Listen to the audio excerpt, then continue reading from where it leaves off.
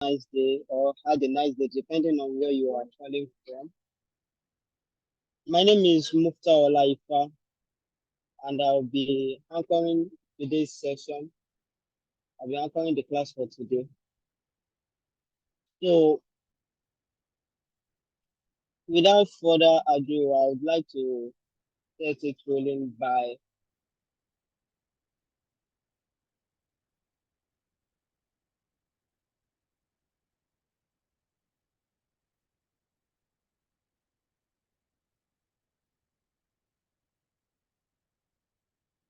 Hello, so can you still hear me? Imagine a little bit. Sorry.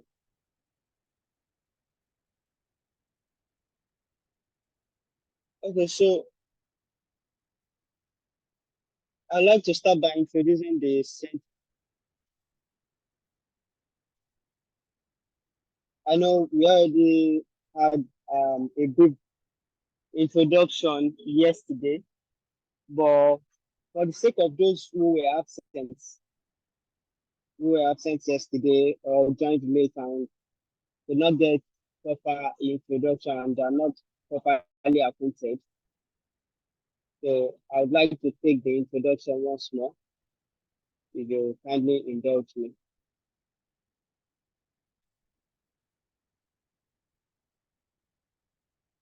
So the Pan Africa Center for AI Ethics is a not-for-profit organization in Nigeria. The center is dedicated to fostering ethical AI development and practices in Africa. This is done through educational programs, research initiatives, and policy advocacy to ensure AI technologies benefit all segments of African society.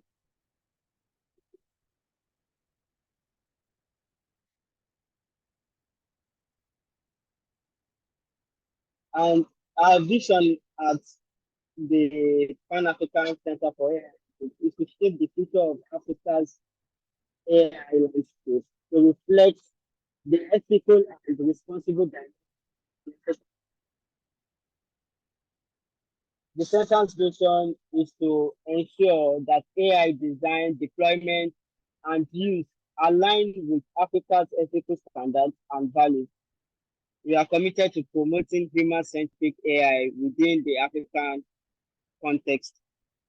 So a brief rundown of what we do is just we are committed to ensuring the ethical development and advancement of responsible AI. Our organization focuses on key concepts related to fairness, accountability, transparency, and overall human welfare, including normative values, concerns, and potential risks involved with AI integration and optimization in Africa. So, above all, the Pan African Center for AI Ethics provides coverage on issues associated with the African experience, culture, interaction, interactions, and perceptions of all these on AI tools and their deployment.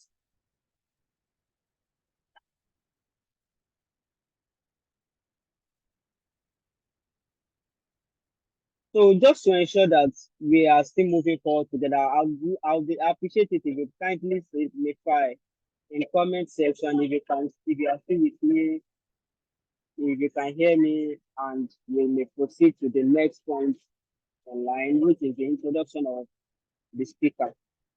Okay, all right, thank you very much. I can see the replies.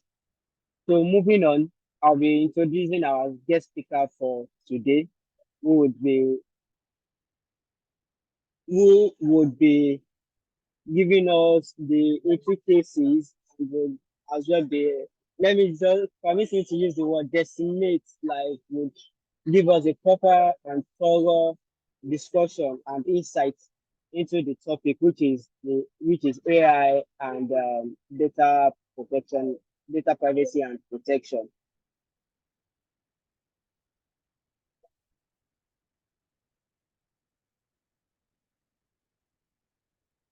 So our speaker for today is Miss Susan Otieno. I'm sorry, I hope I pronounced that very properly, but if not, please accept my apologies. So Miss Susan Otseno is a legal practitioner, cur- a professional currently focusing on intellectual property, AI, and privacy. Her day today involves conducting research on tech policy in Africa, training organizations on data protection, and building awareness on entrepreneurship in digital creative industries. Wow, I believe that is a really thorough, that has shed light into the person of our speaker, our previous engagement, and what we should be expecting. So, like I said earlier, the topic for today is the interaction between AI, artificial intelligence, and data privacy and protection. Generally, you know, as you know, stuff, been following the trends. Integrative AI, generative AI rather, I'm sorry, please pardon me. Generative AI is now taking the space day after day, and there are complaints about data breaches and the absence of privacy, of customers' privacy in businesses. There are businesses whose clients are complaining about their privacy issues, and there is need to foster proper data protection strategies in place. So Ms. Otieno would be giving us insights about this and all works done so far. Ms. Otieno, please, um, I would love you to take over from here. Thank you very much.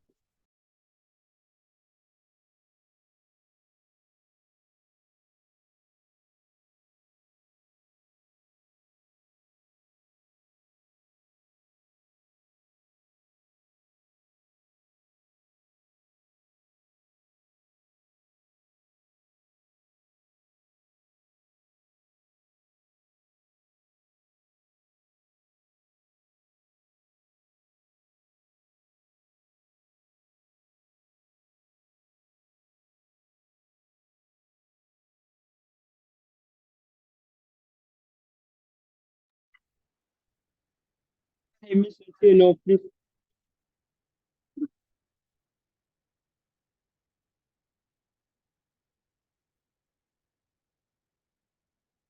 I allow you just give Miss Susan a bit of time. I'm not sure I see her on the call yet, but just give us a bit of time. I think you want to join and taking over from the meeting. But yeah.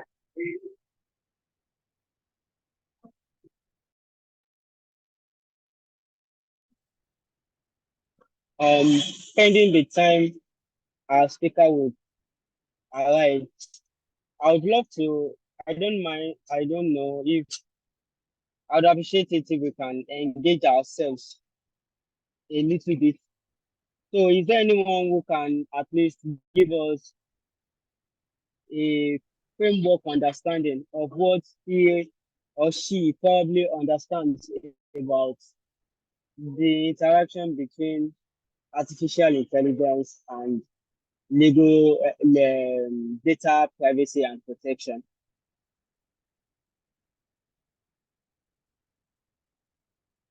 Hi, please let's make this interactive as much as we can.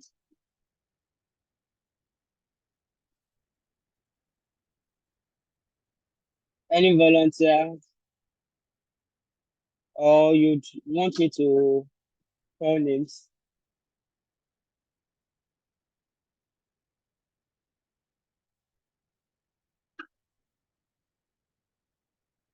Okay, okay. I can see James Oluwadare with his hands up. Please, James, you have the floor. Can you All unmute right. yourself? Thank you very much. Good afternoon, everybody. I hope you can hear me. Yes, Um, very yeah, so I think I should just spend about a minute sharing some of the things I understand about the interaction between AI and data privacy.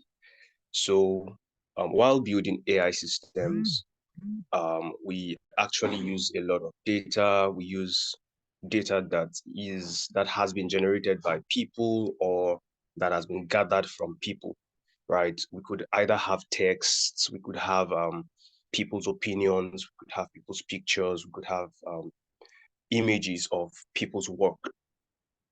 Now, that's where data privacy comes in because we need to ensure that while we are building AI systems, we actually protect people's data because on the internet, if you have too much of your personal information, I mean, information that can be used to personally identify you, sometimes or let's say many times, it's not a good thing. It could actually be detrimental because people could easily use that kind of information against you. So typically, it's law in almost all countries, if not all countries, that to some degree, people's information should be protected, and that's where the idea of data privacy comes in.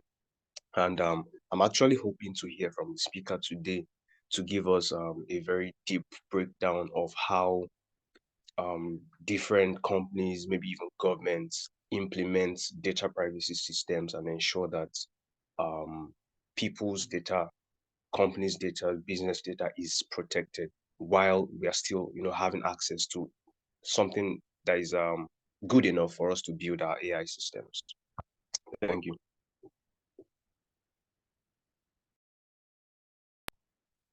All right. Thank you very much, James. That is indeed a nice framework, a nice presentation on that. Thank you very much. And Okay. So thank you, Alawi, right?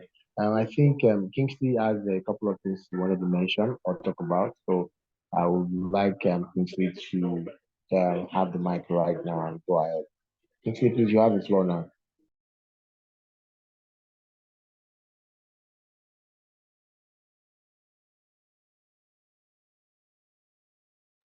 Hi everyone, good morning.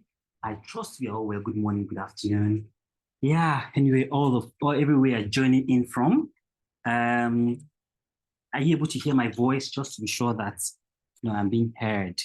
Anyone could hear my voice? Yes, can hear you. So while we are waiting for Susan to join the call, we just want to do something very, very brief right now. What I'm going to do is that we did mention that one of the things that we are looking at for this session, is that we want to enable networking. So what I'm going to do is that briefly, I'll just have some breakout. I'll create a breakout room so you get to meet with other person at at the summer school, and you're able to network in the next couple of minutes. Let's say in about 10 minutes from now, you'd be able to join a breakout room and just, so I'll assign everybody automatically to a room. So just meet with few persons in the room and talk with them. So it's going to be altogether 5 breakout rooms. Just reach out to them and then just introduce yourself. Let's see how far we are able to get it done. So yeah, so it's going to add you all, manually to the room. And yeah, so let's have it.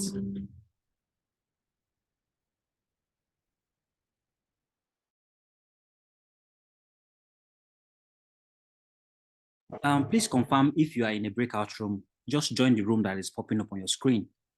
Just join.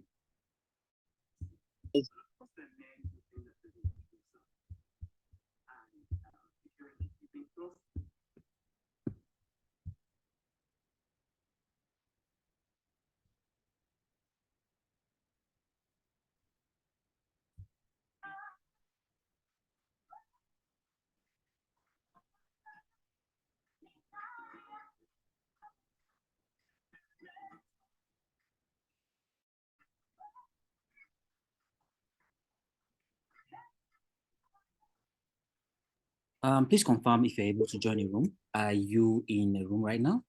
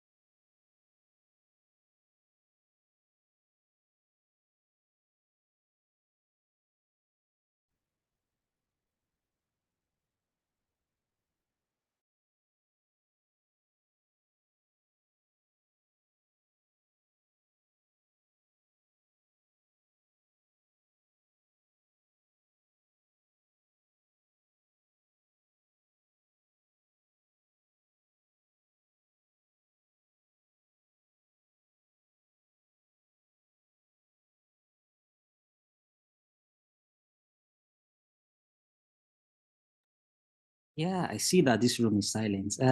Just introduce yourself, just get to know the person on the call, and yeah, just get to know yourself. So that helps to network and to get much better with what you're doing. So you could start the conversation, just going around to check what is going on. Maybe Yamboga can start the conversation. That would help. Hello everyone, how are you doing? Hello. Hello. Hello. I hope My name you're doing is well. Ogo.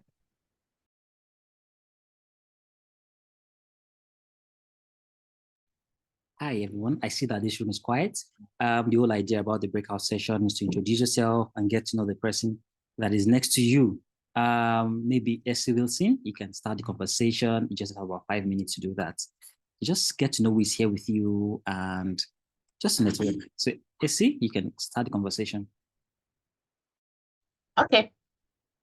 So actually, Ojo and I have already started our conversation. So I'm AC from Ghana. Actually, my full name is Emma AC Yesua Wilson, but I like to be called AC Wilson. I work with. I set up till quite late, doing, and I found it very interesting. I've been exposed to new things, but I think there's a little bit of admin that probably they need to guide us with in terms of where to submit and the length and so on. But I'm sure we'll get that clarity today from what I saw on the WhatsApp.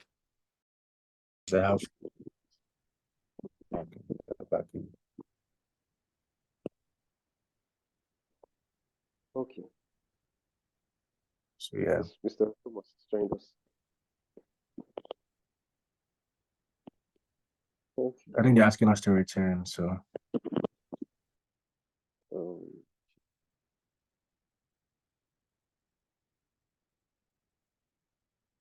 Hi, guys.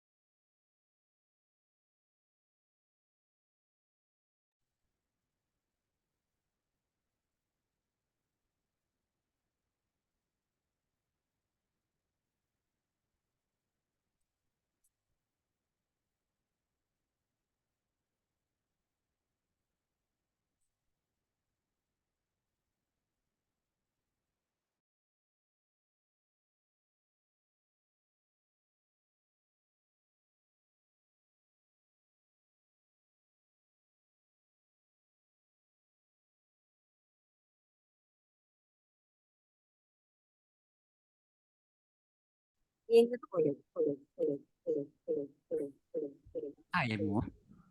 So how did your breakout session go? Who did you meet? And how has it been with you? So probably I'll just call a few names and yeah, just let me hear from you. Messi Chore, tell us about who you met at the breakout and what's something unique about the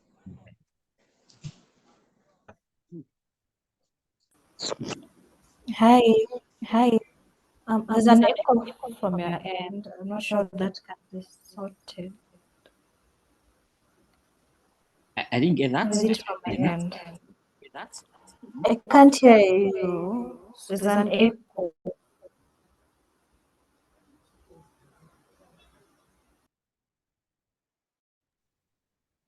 Please confirm. Can anybody hear me again? I think you are joining with two devices. That's where the problem is coming from.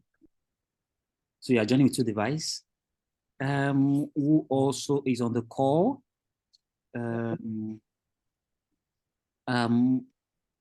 Wendo, are you able to talk, meet and yeah, how is it with you? Tell us about the person you met at the breakout session. Yeah.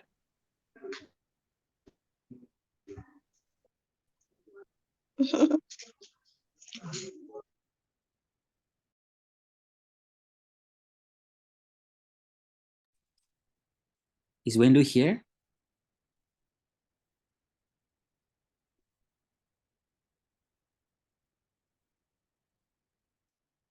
Okay, Samiat want to help us. Samiat, please go ahead.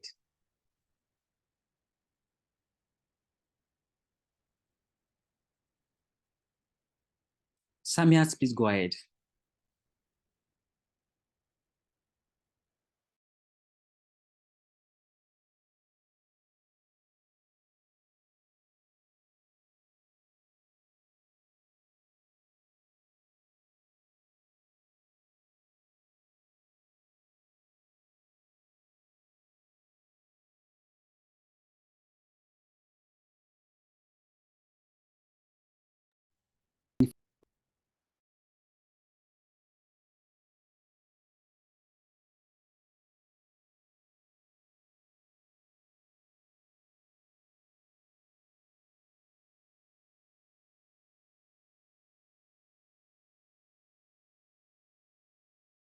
I said I met Wendo.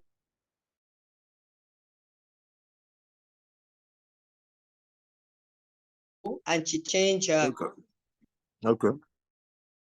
Information about 100 days. I said I would like to have him one more time. I would be glad also to visit his country. So that was what we did. Okay, thank you. Yeah. Right.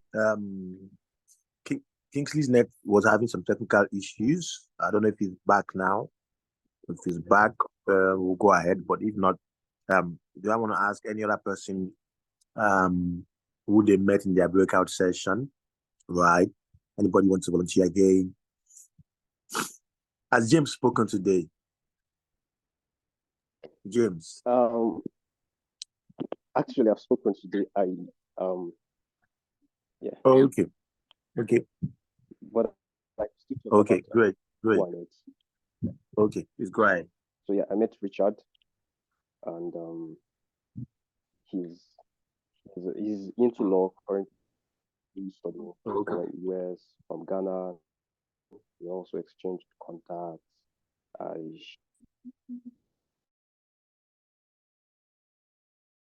shared a little bit about my work and discussions privately. Okay. Yeah, thank you for that. Okay, I know that Muftawa Olawi had already done an introduction. Olawi, are you here? I know you've done an introduction of Susan already. We have Susan here. Susan Otieno is going to be the facilitator for today. Hi, Susan. Good afternoon. We're glad to have you. It's great to have you on this call. Thank you, Scott. Happy to be here, and good afternoon to everyone. Yes, good afternoon. Thank you so much. Right. I just wanted to, I know we had introduced you before, but we want to just take out the time again to read your profile again, and then so that we can cue you in to start your session. Right. So Olawi, are you there? Can you do that again for me, please? Hello. Yes, I'm. Okay. Yes. Great. So please, you can go ahead and introduce Suzanne's profile again, and then we just cue her in so that she can start our session. Thank you. All right. Thank you very much. Welcome, Miss Susan. So as I said earlier, Miss Susan is our facilitator for today. Miss Susan Otieno is a legal professional currently focusing on intellectual property, AI, and privacy. Her day today involves conducting research on tech policy in Africa, training organizations on data protection, and building awareness on entrepreneurship in digital creative industries. Thank you very much. We are happy to have you here among us, and we look forward to learning. Yeah, thank you, Olawi, for that. Susan, you have the floor now, and yeah. Okay, thank you, Scott. So I'm going to share my screen, just so that you can see my presentation. Okay, yes, you can see your screen now. You can see your presentation. Okay. Okay, that's good. Okay. So as has been shared, my name is Susan Otieno, and since we're 5 minutes in, I'm just going to start with the presentation. Today I'm going to be speaking to you about artificial intelligence, data protection, and privacy.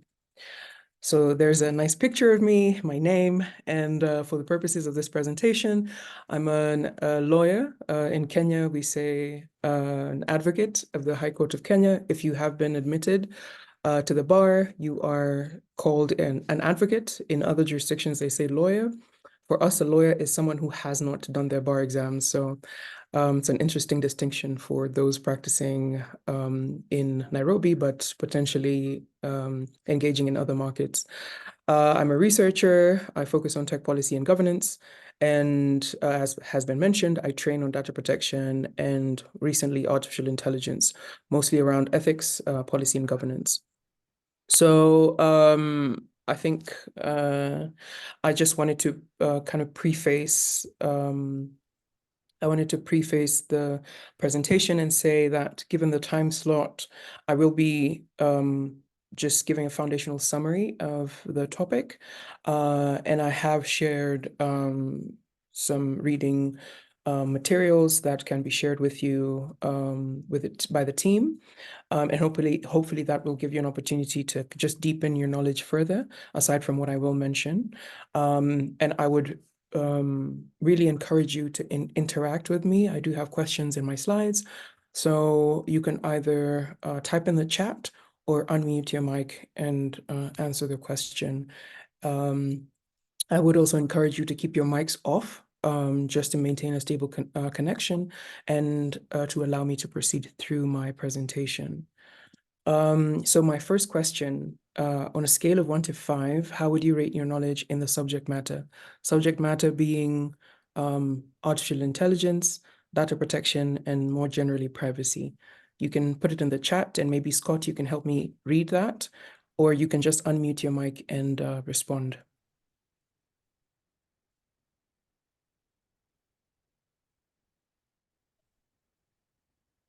So I'll ask that again. On a scale of 1 to 5, for those of you who are hearing me, how would you rate your knowledge in artificial intelligence, data protection, or privacy? Either as a legal practitioner, as maybe a domain expert in maybe the more technical side, how would you rate your knowledge?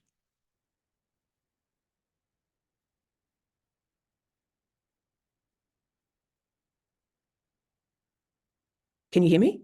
Maybe that's the first question I should ask. Can anyone hear me? Yes, we can. Okay, great. So I see there's some responses in the chat. Can anyone help me, Scott? Because I cannot see the chat. I'm sharing my screen. If you can just read out 1 or 2 of the responses, that would be great.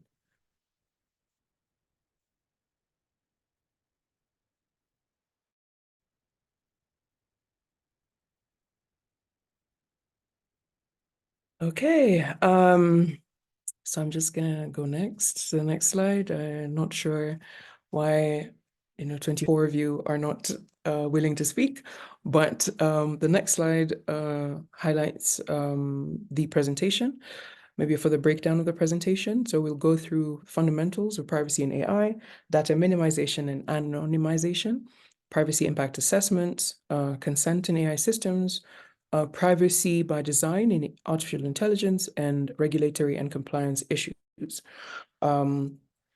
As I mentioned, the presentation is a foundational summary on the intersection of artificial intelligence, data protection, and privacy. And what I'm hoping you will take away from this session is a better understanding and ability to connect the dots regarding how AI and data protection meet, as well as privacy, and also to begin to reflect or think about the various dimensions or the context within which these, even from a regulatory point of view, at what level would we, for example, require laws, what type of laws, and where can we kind of derive best practices? So we'll start with fundamentals of privacy. And I think for me, I'm looking at it from the lens of policy and governance. For this, I focused on definitions, rights, and principles. So one of the definitions, or kind of just a paragraph that I found in one of the reports done by Privacy International, which was really explained things in a great way, I thought, is this one. And the part that specifically stood out to me is in their definition of privacy as a fundamental right, they speak about the characteristics of privacy. So They say that it is central to the protection of human dignity and forms the basis of any democratic society. And they also say that it embodies the presumption that individuals have an area of autonomous development, interaction, and liberty, essentially a private sphere where they can, they're free from arbitrary state intervention or excessive unsolicited interventions by uninvited individuals. So from, like the physical and digital perspective, in the physical space, we do have regulations, laws, and policies around protecting our property, protecting our person, etc. In the advent of things like digitization, digital transformation, and also this idea of digital technologies, we are reimagining what privacy means in the digital context. So how do you secure your private sphere in the digital context? And this is what brought about, for example, the European General Data Protection Regulations, which is abbreviated as the GDPR. This is what has brought about the various data protection laws across the world, because they are starting to look at the various dimensions through which they can enforce rights in the digital realm. So I'm hoping that someone will answer this, but the next slide is a question. And I'm asking, how often do you check your settings or update preferences on your phone? So I'll just give it maybe a few seconds if anyone wants to respond. Otherwise, I'll just move to the next slide. So if anyone wants to unmute their mic and just give a response, that would be great. Can I try? Yes. My name is Wendell, and for me, I rarely check on my update preferences because I feel like it can be a bit tasking. I automatically run with what the applications have been able to set aside for me. Right. Yeah. And have you ever come across anything in the news that made you kind of feel a bit like, maybe not scared, but like made you want to maybe check your preferences or just be more diligent about what's on your phone? I have, not even in the news, but recently I saw a TikTok video on how different companies, for example, Uber, are able to use your data and use it for profiling. And using that, they're able to undertake market surveillance. So when you're ordering an Uber and you see that it's way more expensive than what it has ever been, it's because they've been able to use your data from different sources, and they've been able to see that you would still order for that Uber even though it's more expensive. So that really made me think about just trying to counter how much data I'm putting out there through my applications. Yeah. Yeah, thank you so much for that, Wendell. Anyone else want to give their feedback or comment on the question? I don't mind if it's okay. Yeah, it's okay. Please say your name and then you can proceed. South Africa. I must admit, I don't do this often enough. I'm very aware of the risks, but I suppose a state of complacency sets in. And yeah, I find it hard work to do all of those things. And I generally forget, even if I set up a new a password, I'll have to write it down because it's very onerous to do these things. So yeah, right. Yeah, sure. Thank you. Okay. Thank you so much for that. I think it's interesting to think about your digital kind of life or your digital footprint. I don't know, when you look at the way people understand what the cloud is, there's quite a gap, a knowledge gap in what people understand and what it actually is, right? And a lot of what is underpinning this is your personal data, right? So when these apps that you download collect your personal information, they not only use it to improve or personalize your experiences, they also use it in either, nefarious, quote unquote, nefarious ways. So for example, there is a growing data market in AI. And so you will find there are data brokers, and I move between data and data. I never know how to kind of stick to one, so I hope you'll allow me. So you'd find that, for example, other, these bigger companies that have huge or are collecting huge amounts of data will, for example, use that data either to train their AI models, or they will sell that data to third-party brokers, right? Who will then proceed to sell it to other people, either for purposes of advertising or, tracking, etc. And I think there's two ways to also look at it, from the personal responsibility that you have as the user, as the consumer, to ensure that you're kind of reading through all this information, ensuring that you're intentional about your digital footprint and your digital space, right? But then there's the obligation on the company and also the government, in terms of the legislation that they put, to ensure that the companies that are providing these products, or the companies that are using these systems, have some type of safeguards, right? And so with data protection, we saw that because there was kind of an immediate and direct connection between what the app was asking for, and maybe the effect that it would have on you. So for example, say you order a pizza and now they know where you live, right?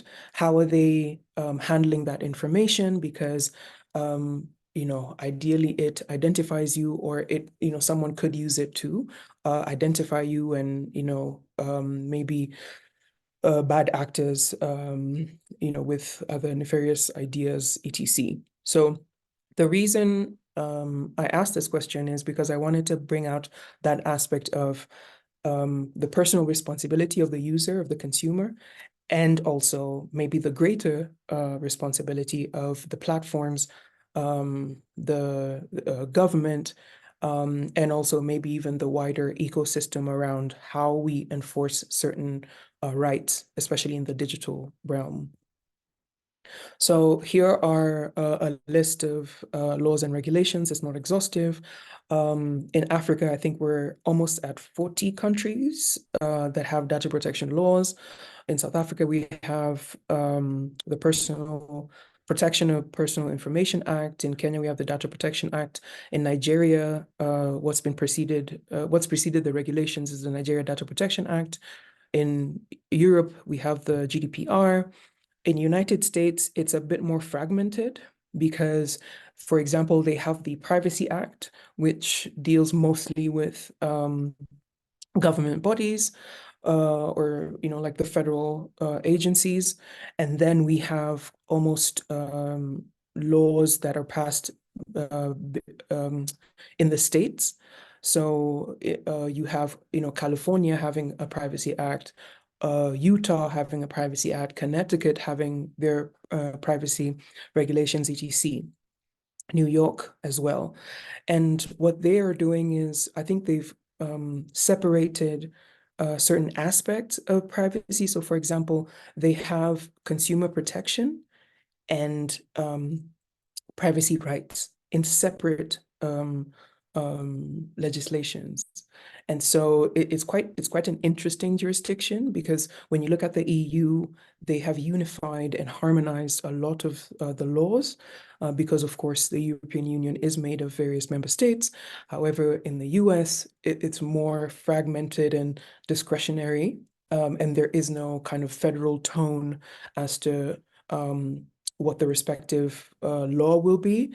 There is movement around a potential AI Act, and they were, I think, discussing other kind of complementary aspects such as cognitive liberty, and that's more on the newer technology side, but it's an interesting jurisdiction to follow up on, should you be interested.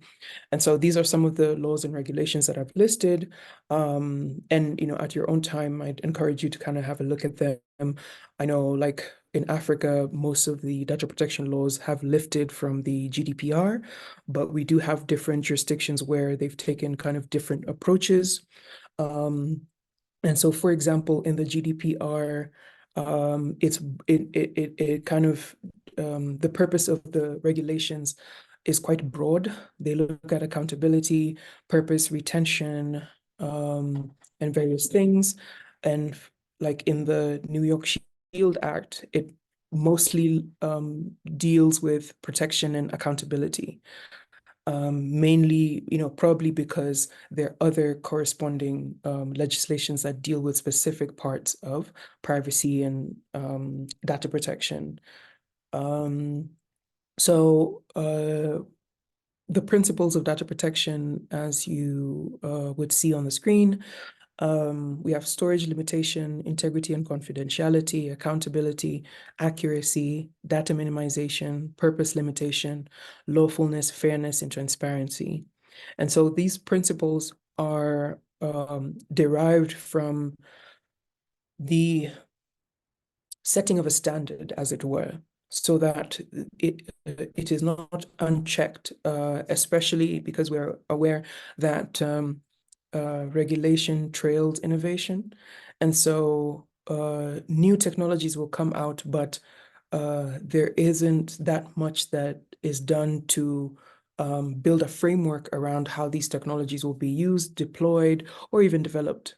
And so we see that in a lot of these regulations and laws, they are trying to maybe not anticipate, but to address some of the human rights issues, because there are different dimensions to be explored in the digital space. And so these digital technologies do require innovative perspectives when it comes to governance. So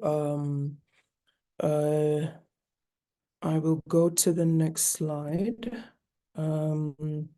So some of the key terminologies that we have in data protection are the data subject, data controller, data processor, personal data, which is, of course, any information which is related to an identified or identifiable natural person, and then sensitive personal data.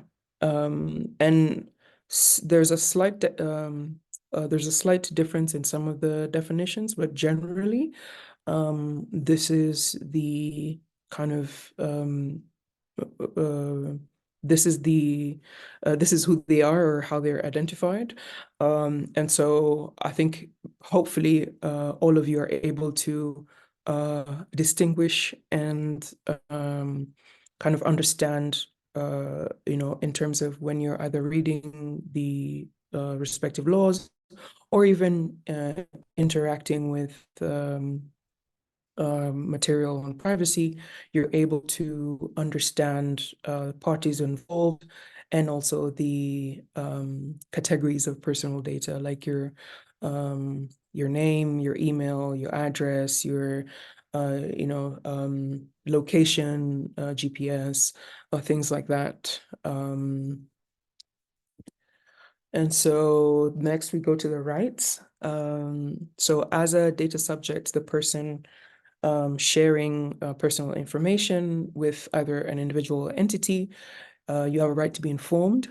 You have a right of access to the information being held by the individual or entity, right to rectification. This is, of course, the right to have the information that is about you to be accurate, and you have the right to be forgotten, right to data portability, right to restrict processing, right to object to processing. And then, of course, you have, and then based on the jurisdiction, there are rights in relation to automated decision-making and profiling. And we've seen a lot in the HR sector in terms of recruitment, where certain companies, like I think Amazon had the biggest case, where you are not allowed to use purely automated decision making in terms of recruitment, and there essentially should be a human in the loop when these decisions are being made. So I'd like to focus on three aspects. consent, data minimization, and anonymization. So consent, and I'm using the GDPR definition. Consent is any freely given, specific, informed, and unambiguous indication of the data subject's wishes by which he or she, by a statement or by a clear affirmative action, signifies agreement to the processing of personal data relating to him or her. So you can see some the characteristics based on this decision. It has to be freely given. It has to be informed and unambiguous. And there has to be a clear affirmative action that signifies the agreement to processing of personal data relating to that person, the natural person. And maybe also to go back to the principles of data protection, data minimization is one of those said principles, and it basically means don't take more than what you need. So a data controller should limit the collection of personal information to what is directly relevant and necessary to accomplish a specified purpose. So I'm from Nairobi, Kenya. I'm based here. And one of the immediate examples is when you go into like a building in maybe CBD, Central Business District, or in the environs. Most of the time they will ask you to fill in, there's this almost like logbook or a hardcover book that's at the entrance, and the security guards will ask you to kind of write in your information. So they'll ask for your name, your ID number, the time that you're coming in, and a bunch of other like information. And so when the Data Protection Act came into force in Kenya, when we were doing some training, some people would say that they don't put the right number because they're not comfortable sharing their number in such a public place, because they are not aware of who has access to that. Anyone could just kind of lift the numbers, etc. And so this kind of begs the question, like, how do you then navigate both physical and digital spaces in terms of this?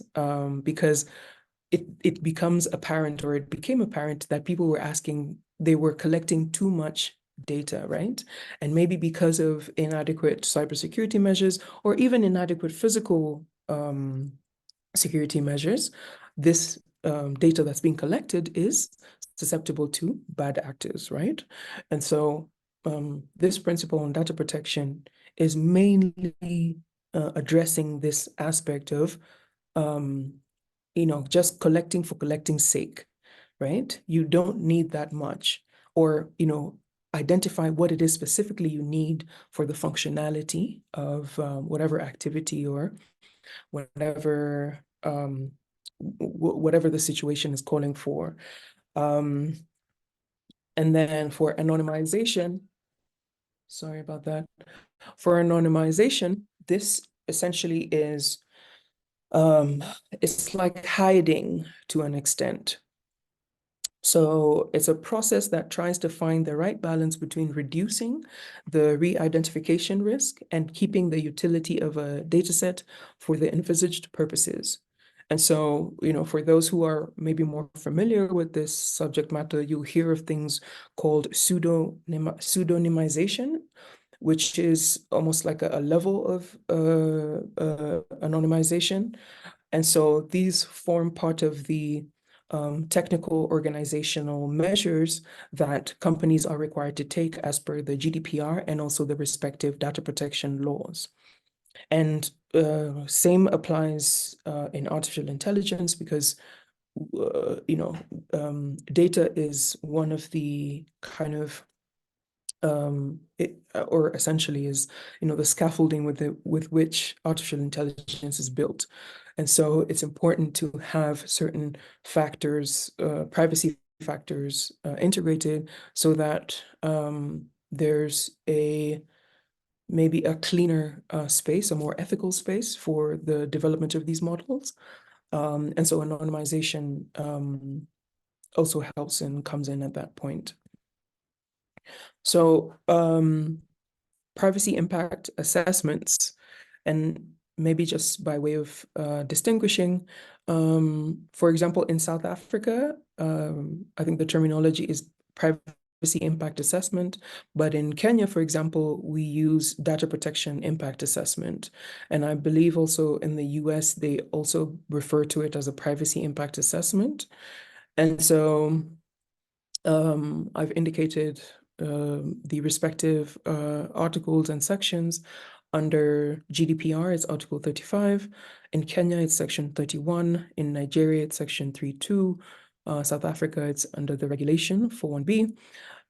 They established the requirement for data controllers to conduct impact assessments. And if you remember previously, a data controller is a natural person or entity that determines what data will be collected, how to be processed, etc. And so they are required to conduct impact assessments. And the conditions for when to conduct these assessments is, especially for these jurisdictions, where a processing operation is likely to result in high risk to the rights and freedoms of a data subject. So, for example, in Kenya, we had WorldCoin. For those who are also from Nairobi, Kenya, you may remember this. So WorldCoin essentially were registering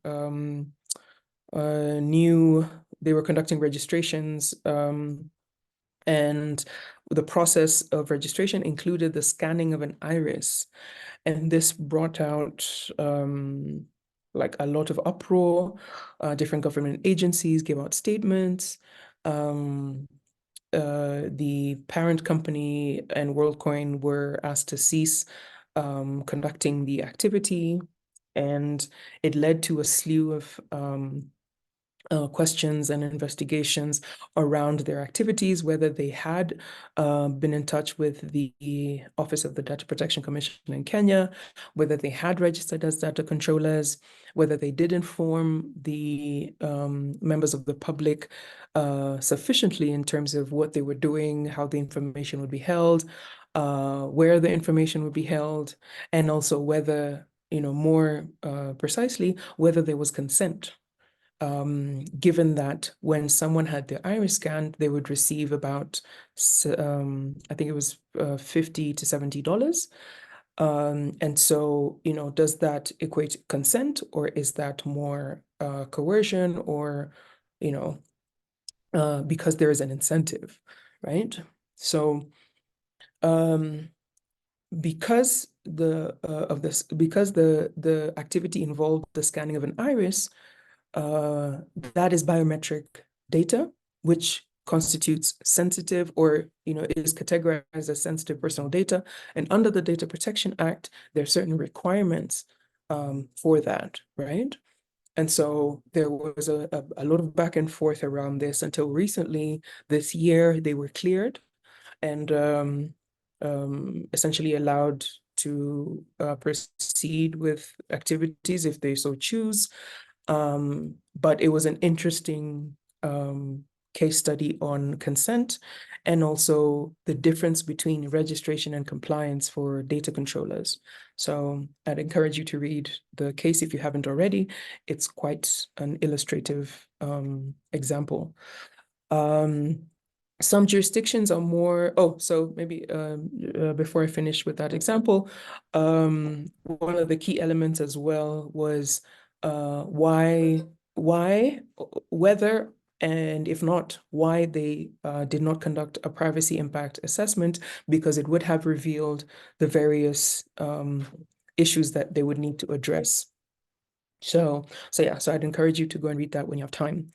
So some jurisdictions are more prescriptive about what specific activities require a privacy impact assessment, such as targeted advertising, profiling, or the use of sensitive information.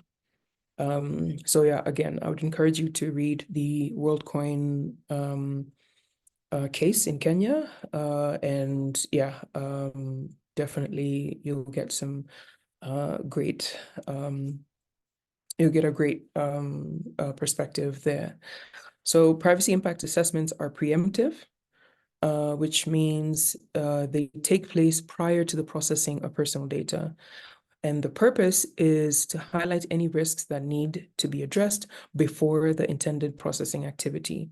And so you can imagine if there is a high risk to the rights and freedoms of a data subject, you want to be careful and at least ensure that you have addressed or mitigated the risk that is involved.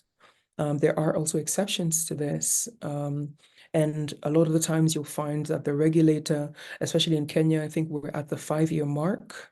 And so we're reflecting on our Data Protection Act. What do we need to add? What do we need to take out? Like, are there any amendments that we need to make? An interesting development, for example, has been the intellectual property dimension. So does the Data Protection Act address copyrighted work in AI training data, for example? And how do we adapt to that? Are there any amendments or that we need to make in terms of the Data Protection Act 2019 so that it can accurately adapt and maybe remain agile to the existing landscape in which like things like artificial intelligence are rapidly evolving, and for by extension, emerging technologies are becoming more frequent, right? So I'll move to the next slide. So I also really liked this development in Geneva, but I think it is still quite interesting to see how it will be operationalized over the years. So on June 18th, June 2023, citizens of Canton of Geneva in Switzerland voted for the inclusion of a new fundamental right, the right to digital integrity, in their constitution. And it was decided to offer more clarity on the novel notion of digital integrity, not yet addressed by jurisprudence.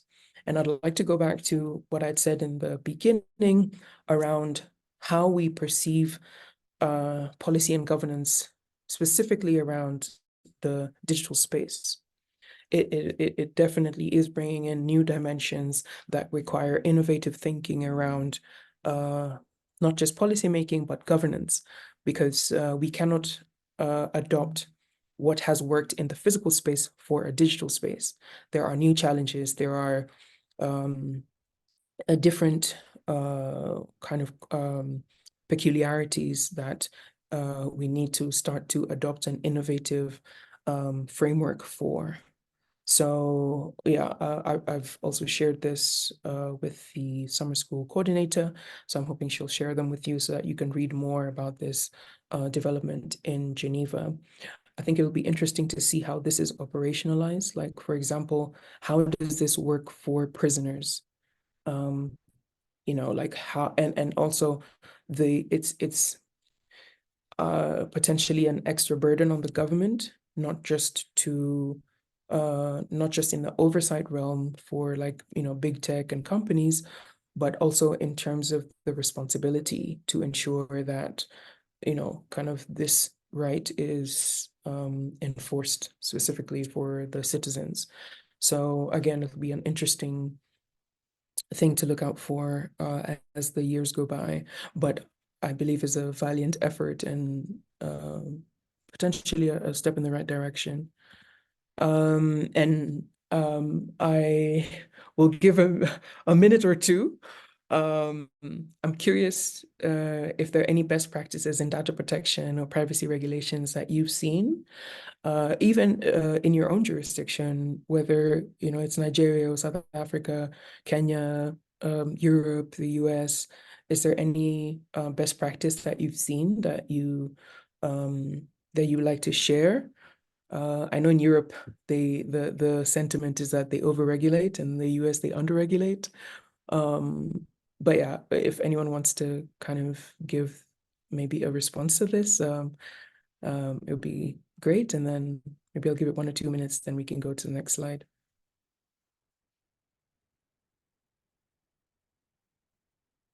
Well, let me try, particularly in the health sector. Well, I'm just trying. So, oftentimes when they release the Earth data, they anonymize it, that they don't give the details, the biography of the profile details of those people. Probably like they're giving an imagery data, so they don't allow their personal details to be shared. So they anonymize those parts. Let's say, for example, now probably the X-ray. So they only give the X-ray images. They won't give the personal details of those individuals, their location, their age, their gender, all those things. So particularly in the health sector, the privacy regulation and it's on data anonymization such that you'll be able to distinguish between Mr. A and Mr. B. Nonetheless, the data can be used to achieve the purpose with which the user desires to use it for. Right. Yeah. Thank you. Anyone else?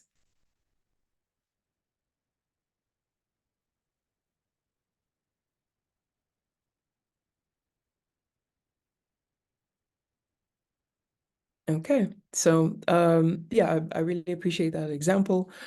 When it comes to health data, it is classified as sensitive personal data. So there is a higher threshold for example, healthcare institutions or hospitals, for example, to ensure that they're taking the necessary measures to protect or at least secure that data. So yeah, thank you for that example.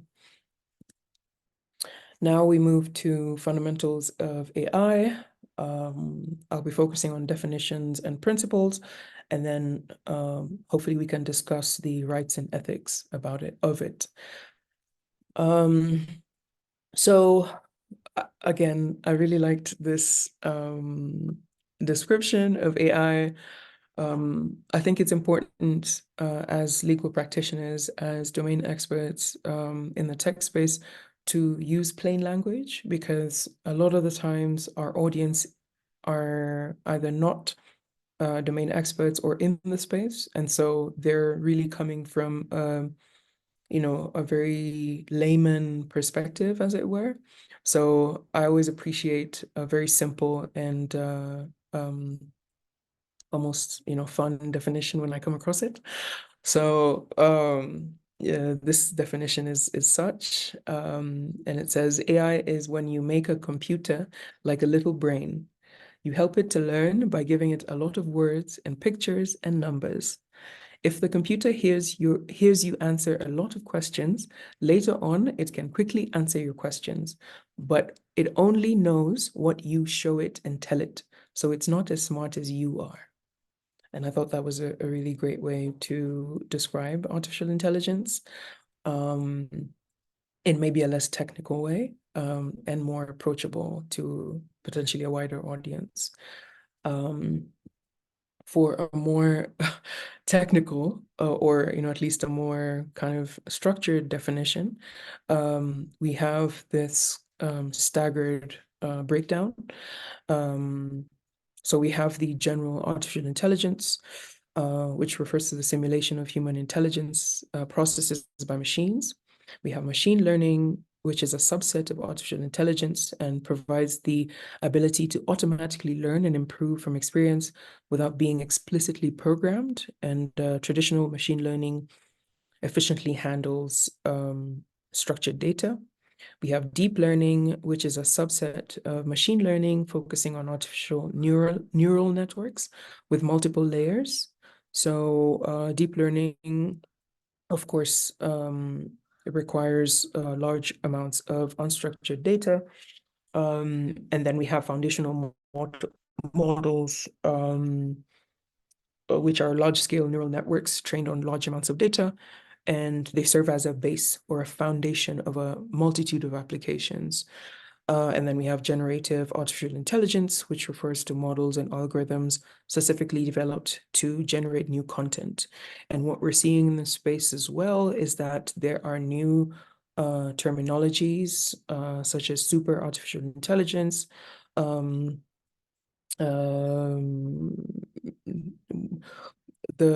more kind of general artificial intelligence, and so forth and so on. And I think it's interesting, I find the terminology or the reference quite confusing. So essentially, in my personal opinion, I would not consider these models, or I would not use the term artificial intelligence. I would say it is algorithmic learning. And I think there is, in my perspective, I think it's important to make that distinction, because when you use words such as intelligence, it presupposes a certain context.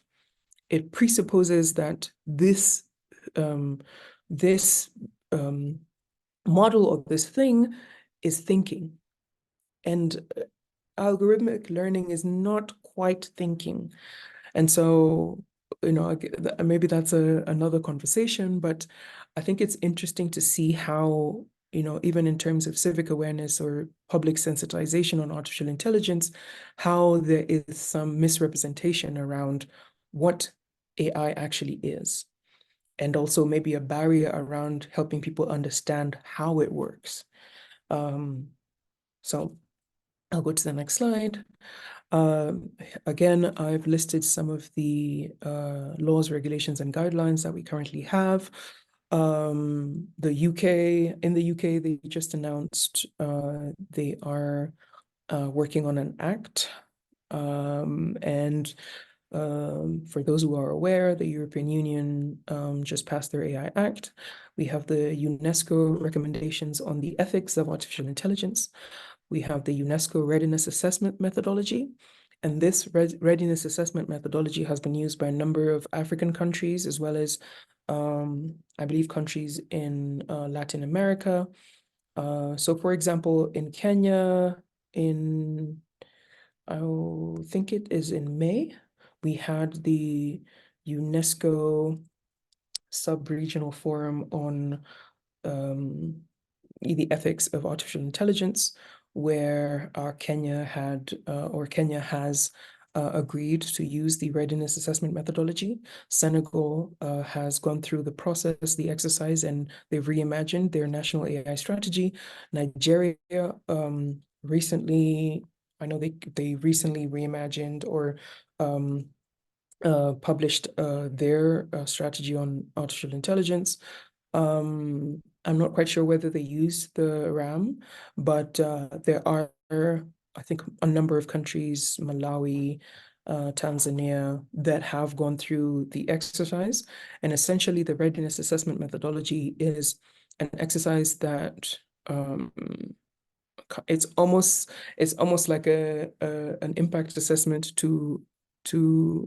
or rather, yeah, it's a readiness assessment. The word, speaks for itself. It helps you understand how ready you are for artificial intelligence. So from a capacity point of view, from an enforcement point of view, from a policy point of view, from a regulation point of view. So the RAM is a really great way to think about I think maybe the respective countries' approach towards artificial intelligence, whether it's regulation or even use, and also to start to map out what it would take for the country, the respective jurisdiction to be ready. We have the OECD principles on artificial intelligence, and this is an intergovernmental framework. We have the Convention on AI, Human Rights, Democracy, and the Rule of Law. And this is, I think, championed by the European Union. We have the AI Safety Summit that happened last year and yielded the Bletchley Declaration that saw, I believe, at least 2 African states sign. And then most recently, the African Union has shared its a continental AI strategy, and this, I believe, was in consult with a number of member states and also stakeholders in the space. And again, it is still growing. We're still seeing legislative action and guidelines. I believe OECD updated their principles and maybe the definition on artificial intelligence.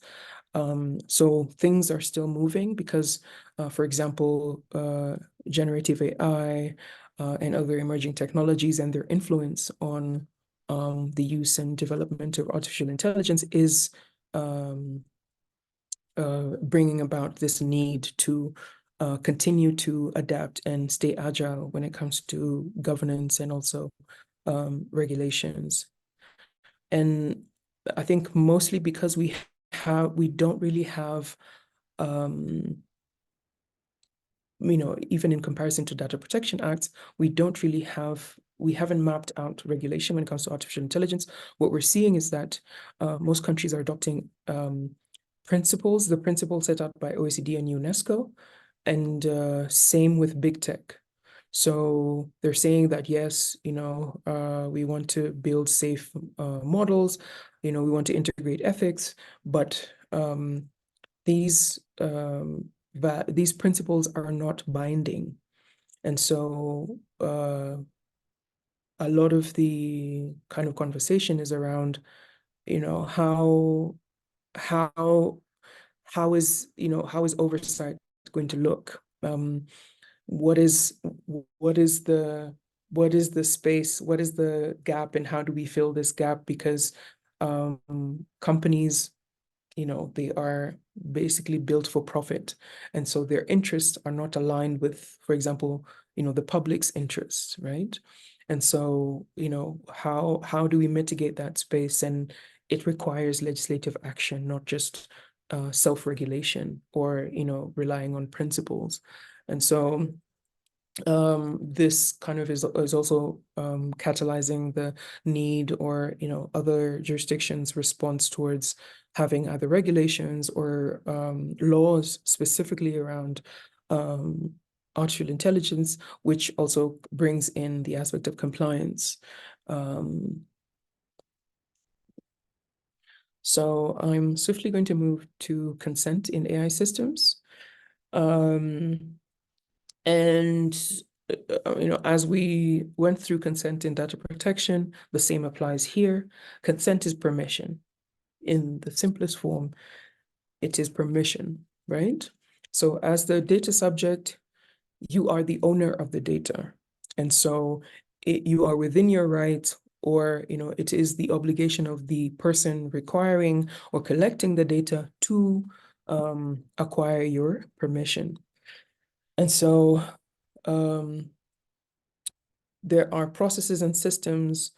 These can be created through having processes and systems that AI technologies can use to obtain, record, and adhere to users' permissions regarding their personal data usage. And in the era of AI, managing user consent is crucial to ensure that individuals have control over their personal information. I came across this case, which is, I think it was published in Bloomberg on August 5th, if not August 4th. And for those who are on YouTube, there's this content creator called Marques Brownlee, MKHB, I think, D. So he does a lot of content on tech. So, the latest iPhone or MacBook, or, Tesla Cybertruck. And so I believe he was one of the creators whose content has been used to train OpenAI. And so it was interesting to see that, they've gone to court, and this is, on the, after New York Times taking OpenAI to court over using their material without consent. And so, we're just seeing this kind of continued practice of unfettered scraping without, in a way, without being checked. And so in this article, in this Bloomberg article, Sam Skolnick quotes various proceedings. And, unbeknownst to those who upload videos to YouTube, OpenAI has been covertly transcribing them to create training data sets that it then uses to train its AI products. And this is kind of unfettered and almost nefarious activity that's going on unchecked, because you know, it's quite a long conversation to start to think about things that we have not necessarily thought about. So, for example, as I was saying, in the digital space, how do you create, or how do you protect, you know, someone's private sphere? You know, what does that look like? How do you regulate for that? What are the policy and governance dimensions that you would need to consider, and then legislate, right?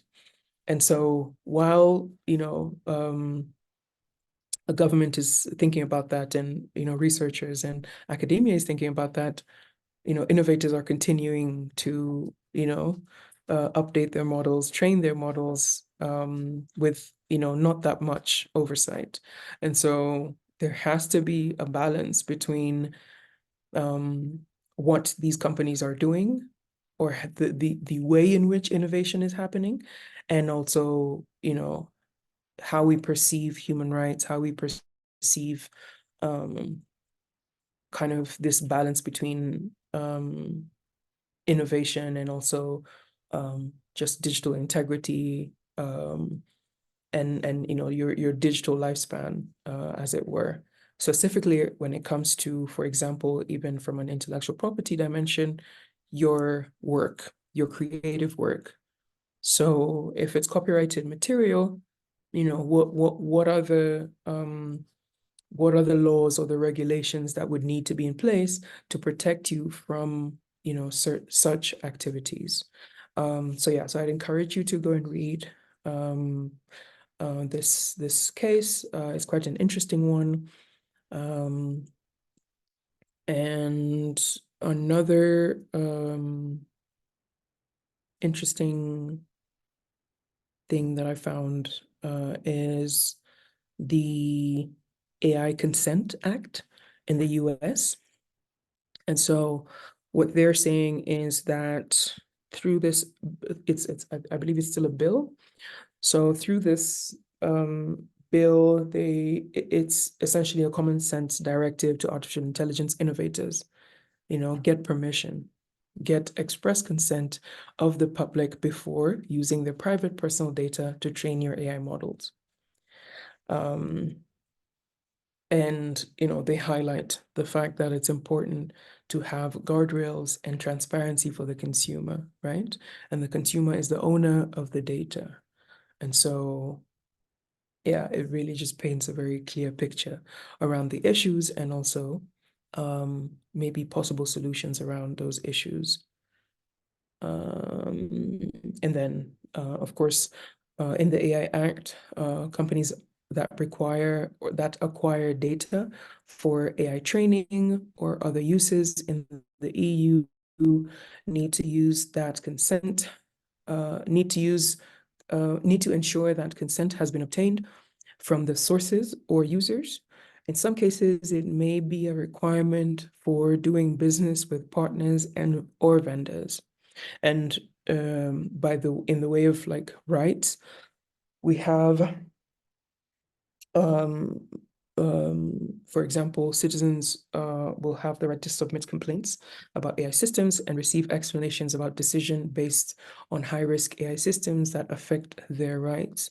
And so what the AI Act has done, it has categorized certain processing activities, high risk, medium risk, etc. And this helps, for example, big tech or the companies that are developing it to understand the threshold and more precisely the criteria or requirements that they are required to meet before processing, or, you know, as they're processing and also developing. And so we also are seeing assessments that will be integrated. I know there's this new office, the AI officer, who potentially will work in tandem with the data protection officer. And so potentially this will create potentially more jobs for, you know, lawyers, and also, you know, like people more in the technical space, so IT, or even, you know, data scientists, etc. So from a policy and governance or governance point of view, there is an opportunity there, because when you look at the data protection frameworks, essentially data governance is an enabler for AI governance. So if you're able to, or if you're looking to expand into artificial intelligence, it's a great way to look at maybe, for example, if you're a legal practitioner, it's a good way to start to look at how you can maybe get into the AI space, aside from maybe just using artificial intelligence in your practice or in your work to maybe streamline or automate some processes. Even for your practice, you can potentially, if you're, in the data protection space, you can expand into artificial intelligence because there are opportunities there as well, merely by virtue of them intersecting quite a bit when it comes to, as I mentioned, data governance, working as an enabler to AI governance. So what is privacy by design in artificial intelligence? As the sentence describes, it is thinking about privacy from the design stage. So when you are creating the product, when you are training the model, when you are thinking about creating it, how do you, or, considering privacy in that process, not at the end, not at the middle, but at the beginning. How do you integrate privacy into it? When Wendo was answering the question on how frequently she updates her preferences, she had talked about kind of relying on the default settings. And I think a lot of people do that, even for me. But you'll find that different apps have different settings. For example, Apple, in my experience, ranks a bit higher on the privacy scale. Though, like overall, it's still arguable. And then you'll find that other apps are just, mercilessly collecting and tracking and, doing all these, tricky things in your phone. And one of the sectors that has been quite popular in this is the digital lending apps, where they even go as far as to contact the people on your contact list, either send them messages or call them. I know in Kenya and Nigeria, it's been quite there've been quite a lot of back and forth between government and these digital lending platforms. And so, yeah, those really highlight the kind of not so nice practices that some of these companies are engaging in that need to be checked, that need to be stopped, just to be able to protect the consumer. So essentially, what privacy by design in artificial intelligence is an approach that prioritizes the user, making it an essential part of any organization's digital strategy. So again, this is from the beginning. This is at the point of inception. How are you thinking about privacy? And what is the action plan to integrate it into the model or the product or the feature that you are thinking of launching or deploying? So what are the regulatory and compliance issues? I think for me, immediately, I think about enforcement, because it's one thing to have the law, it's another to enforce it. And this goes in hand with capacity because, so for example, in Kenya, when the Data Protection Act was passed, we had the Office of the Data Protection Commissioner, and it was based in Nairobi. There was one office based in Nairobi. There was also the issue around whether the wider public understood the value of data or even the distinction between, personal data, who's a data subject, data controller, data processor, and also whether they cared about it, right? And the office over the past 5, maybe 2 to 3 years has not only created or now has offices in different counties, but has done a few campaigns around just sensitization and public awareness around data protection, and what it means to take that personal responsibility for your data, and also what the office is doing to protect your data, right? So awareness around the Data Protection Act, awareness around the rights of each individual as is laid out in the Data Protection Act. And this is something that over time has, we've seen over time. At the beginning, it was quite an issue. And even still now, we do have a few. And like, I think, for example, last year was the first year that we saw the penalty notices being, there were the penalty notices and also the fines that were given out. And they were quite hefty, I think totaling like 9 million. And South Africa, we had even like government bodies being sanctioned or called out for their practices that weren't in compliance with the Protection of Personal Information Act, right? And so I think enforcement is gradual, even for the data controllers, for example.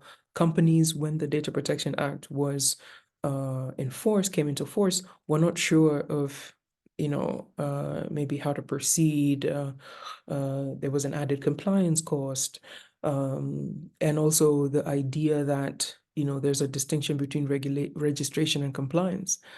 Some organizations believed that once you register, you're good to go, one and done. I think now, even in the space, we're getting to the point where the audits are going to be a kind of more and more prevalent, and also this idea of like how do you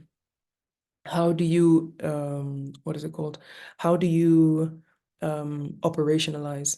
How do you put in place the technical organizational measures if you're an SME, if you're like a company that maybe is just starting out, doesn't have that much of a budget, or like there are different unique circumstances to companies in Africa, for example, that are quite different to companies in other jurisdictions. And so I think from both perspectives, and mainly from the regulator, it's going to be interesting to see how things proceed. I think there's been a lot of grace by the ODPC in Kenya, because potentially there is this understanding that it is a new landscape and people are still familiarizing themselves with it. But the more we continue to get into it, the more the years go by, the more granular compliance will look like. So for example, keeping a record of your processing activities, right?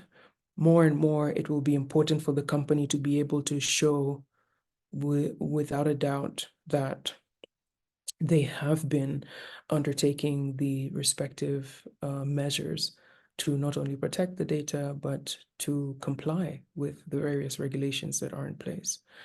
And so for me, I think that will also bring in more litigation in the data protection space. Legislative localization, specifically around this idea of copy pasting. It took, the GDPR took 8 years, right, to come into force. And they had a budget, right?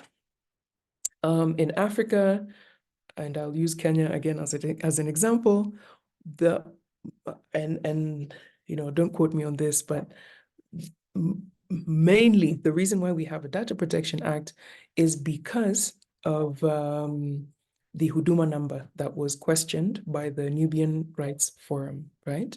So they went to court and said that this my Huduma number project, which is a project that the government wanted to roll out, which would essentially become a digital ID, right? So the unique personal identifier for each individual that they could use, right? So moving from physical to digital. And so this group, as a minority and potentially marginalized group, went to court and said, hey, you know, we feel discriminated and profiled by this. And so that led to, in a lot of ways, the Data Protection Act coming into force. And so the story might be different in other countries, but we, you know, in that rush or in that urgency, then would look, okay, who's in the space, what are the regulations, and then we pick, you know, and we lift. And so one of the biggest issues with that is we miss the context. We do not have the budget that Europe had. We clearly do not have the 8 years to think about the different implications, and also to cut the coat according to the cloth, right? So to contextualize these best practices or even global kind of regulatory frameworks that we're seeing. And there's quite a bit of that in Africa. In Kenya, we say a lot that we took from the United Kingdom in terms of our laws. And so one of the biggest issues with that is that it does not represent our situation from a legislative point of view, right? And the same is happening with the data protection, because you can see that with our act, we've lifted from we've borrowed from the European Union GDPR. An interesting aspect that I saw, for example, in Tanzania, is that they allow for commercialization of personal data. So the data subject can get into agreement with the data controller and receive compensation, right, for their data. Still haven't seen it in force, but it's an interesting development. And also the fact that Tanzania published the Data Protection Act in Kiswahili, that was very interesting, and to an extent speaks to, you know, some type of individuality in the space. But yeah, you know, I think in terms of legislative localization, it would be beneficial for you know, us as a country, as a continent, to start to look at our context and legislate accordingly. You know, it's good to pick best practices and to look at what's happening globally, but it does not serve us to create solutions outside of the problems that we're experiencing in Africa. And I think that also goes to policymaking. Regulatory fragmentation in terms of, you know, are the laws speaking to each other?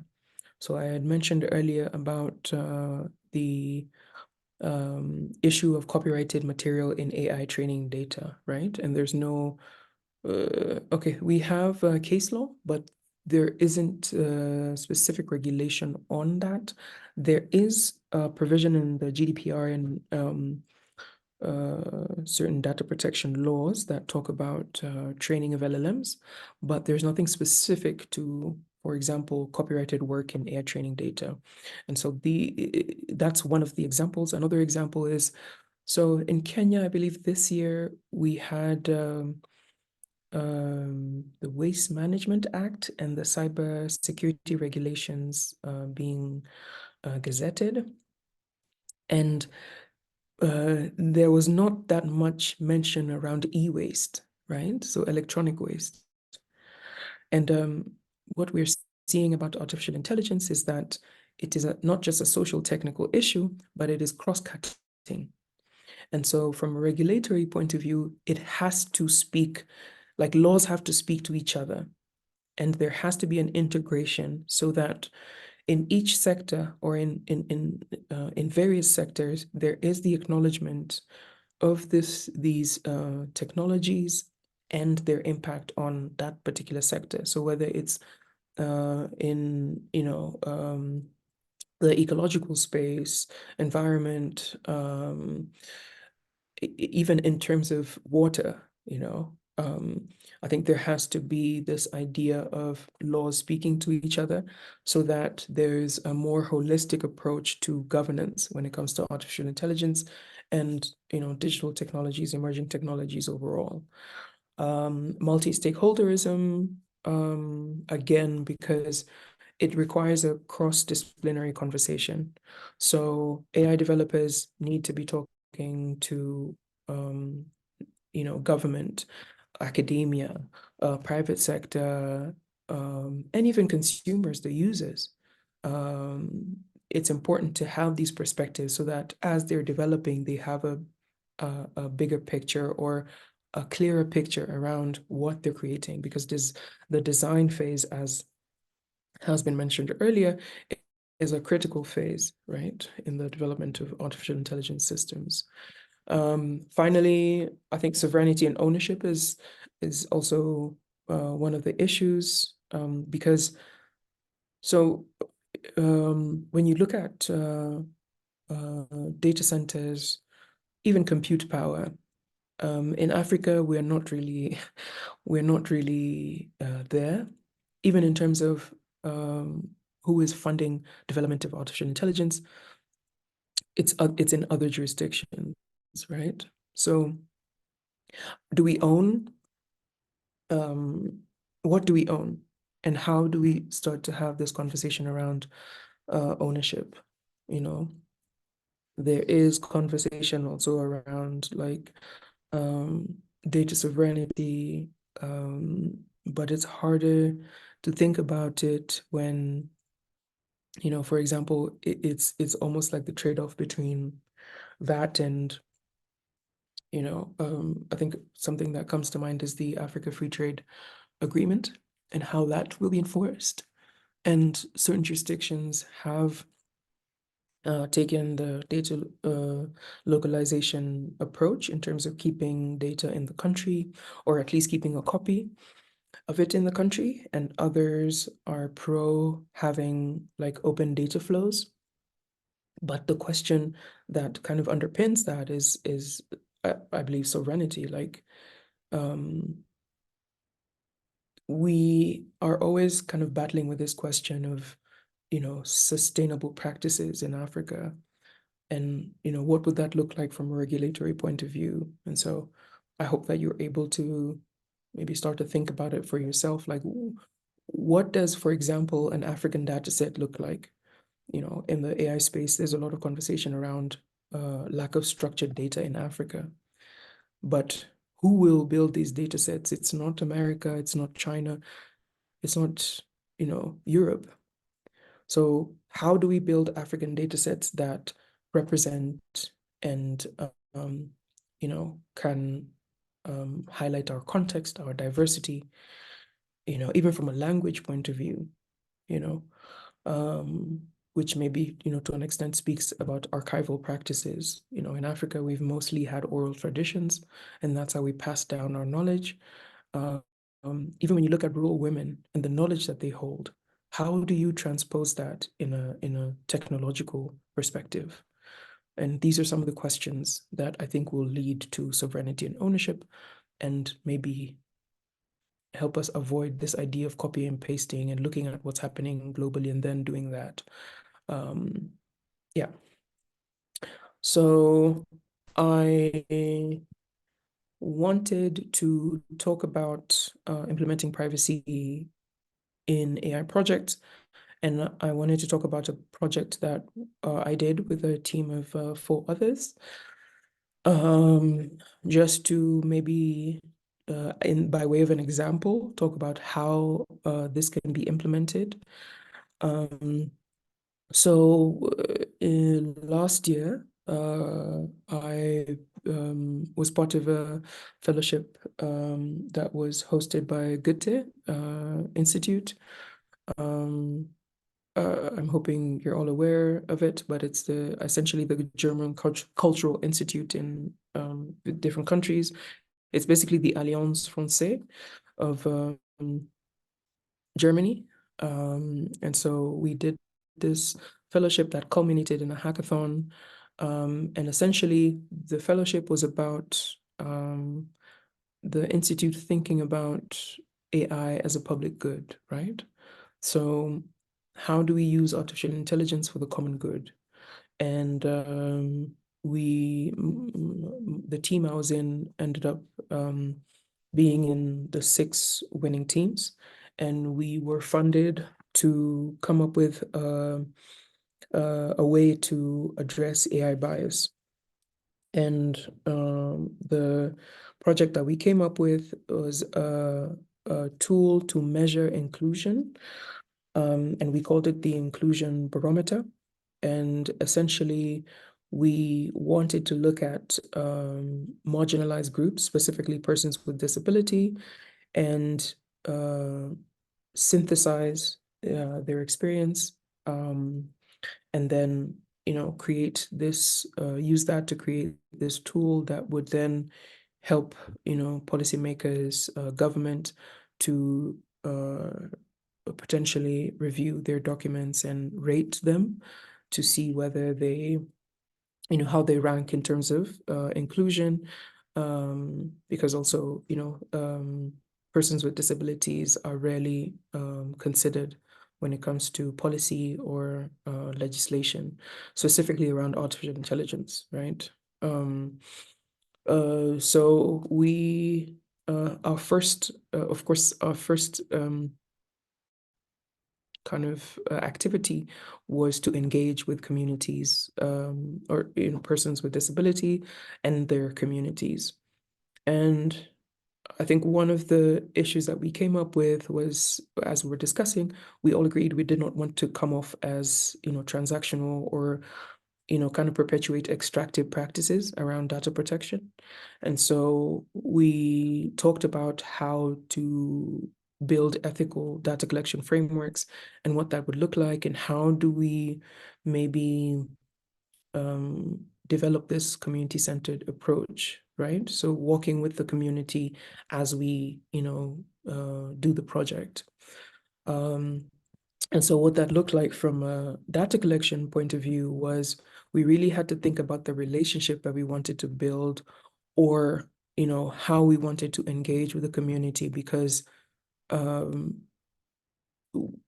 there is the value in the data, but as a collective, it is even more valuable because it speaks to a people and not necessarily a person. And so one of the ways that we decided to do when we decided to proceed to data collection, what we agreed on was that we would start with activists or people who advocate for persons with disabilities. And then we would do interviews. And then after those interviews, we would continue to engage with them. And then after that, we would now seek out organizations and engage with them, organizations that, of course, advocate for persons with disabilities, engage with them, and then try to engage with the wider communities. And what this looked like from the development stage is so we did the interviews on Zoom, and what we did is we had a Google form that broke down, what the questions that we had, the information we were looking for, and that the output that we wanted to do. So we wanted to do a research paper, and we would also anonymize any personal data that was shared, and also that we would, I think, just check in with them from point to point. And so another added layer was to have a, so we had a disclaimer at first, and then later on when we started to get interest from other people that weren't in our network, we integrated release forms. And so we were also, I think, just new to this idea of like, how do we kind of build these frameworks that are sustainable and not just, you know, for that one time or for that one project. And so it really moved to like more conversations around our own biases and our own perspectives around, you know, what community-centered approaches to like data collection look like. You know, are there any like boundaries, and how do we kind of engage with communities in a way that is more meaningful? Because there's also times when, you know, other people would ask for money, or, you know, so we had to kind of navigate those things. And so from a data collection point of view, or like from a privacy point of view, we had a number of conversations, and then we started to think about what a framework would be for the project. And then we kind of did outreach to find the kind of people advocating for persons with disabilities, and also organizations in the persons with disability space or disability space, and also researchers who were looking into assistive technologies. And what this did is it helped us understand a lot of things about not just community-centered approaches, but also from a privacy point of view, like, you know, consent, data minimization in our questions, like how are we phrasing our questions? How are we recording the consent? So I think that was really helpful in terms of the project, because we were able to kind of integrate certain considerations that help. And, you know, for me, I'd like to say they're more meaningful to the people that we engage with, and potentially, you know, as we continue. So, yeah, I just wanted to share that example with you. I know you're probably in different spaces, in different contexts, but I hope that gave you a bit of an example on how you can integrate privacy into AI projects. I think one of the final things that I like to add is really think about the purpose, really think about, why are you integrating this thing, or why are you creating this project? Like, what is this project for? Does it really answer? And, you know, this is from the perspective of someone who is potentially, you know, as a legal practitioner, looking to use artificial intelligence in their other law firm, or, you know, to improve productivity or efficiency. So what is the purpose? You know, why do you need this, you know, this tool? What is the purpose? Does it fit the need? Because I think there, a lot of the times, you know, there's this kind of idea that, oh yeah, like AI is everywhere. It's literally embedded into, you know, every single thing. But, you know, you still get to decide how you want to run your practice. For example, when you think about the client lifecycle, there are spaces where you can automate. There are spaces where artificial intelligence will help you streamline. But when it comes to speaking with your clients, you know, that is, you know, might not be the best to use, maybe a chatbot, or, you know, and also based on the scale of the law firm, because there are some bigger law firms that might make other choices. But I'm hoping you understand where I'm going with that example, you know. So there are points where, as the practitioner, it adds value for you to intersect. There's a point where you can connect with the client and engage with them. And then there's a point where it makes more sense to have an automated tool that facilitate some of the activities or functions that you require. The same thing with maybe products and features. We see a lot of tech that is coming out that is, doesn't really make sense in the space. And so, I think it's important to think about those things, like, why are you making this? What is the purpose for it? And does this thing you're making fit or solve the solution that it is being created for? Yeah, just in closing. And yeah, I think I'm 1 minute off, but that is the end. I hope you're with me throughout the whole time. I've been speaking a lot, so I'll say thank you, and I'll stop there.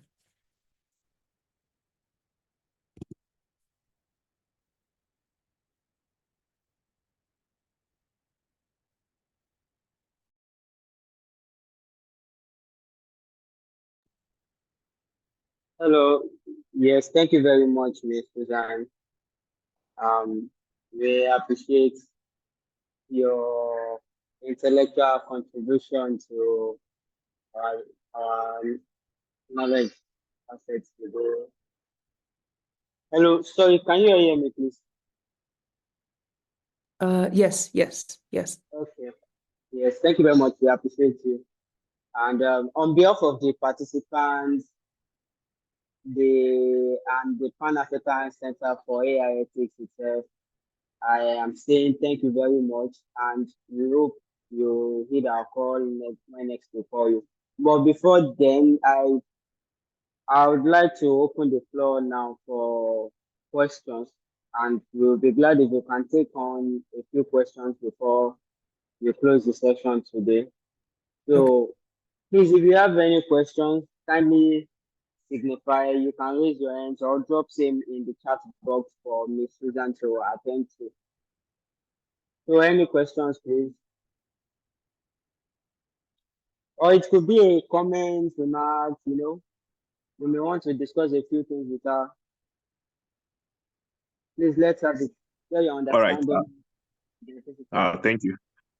So I wanted asking, thank you. I think we're in the era of innovation, and AI as a general purpose language and a driving force to these to innovation itself. We are presently at the junction whereby do we innovate more or we consider the privacy of people, since data seems to be the bedrock. So now, particularly for textual data, probably I have my own written definitions, and by the time another person, like, is there a way to how do I put it? Oh, this escaped my mind.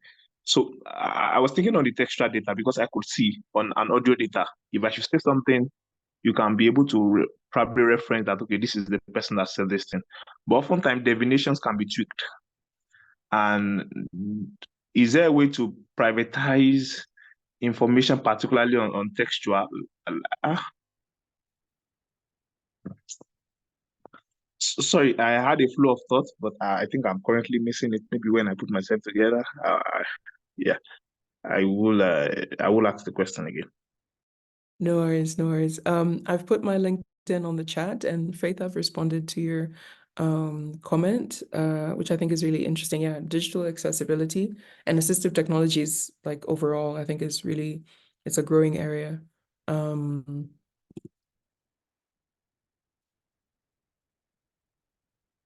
Thank you, Praveen. Thank you so much for your time, and I appreciate you listening. Happy to engage with you. I've shared my LinkedIn. Feel free to send a message. Yeah.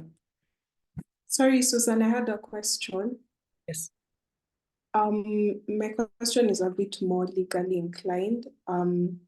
So with the coming into force of the EU AI Act, and also just having the GDPR being in force for a while now, when you look at the GDPR, it talks about the scope, the jurisdictional scope. So there's the territorial scope as well as the material scope, but when you look at the EU AI Act, the jurisdiction is a bit more narrow. And for Right. me, my question is considering the merging of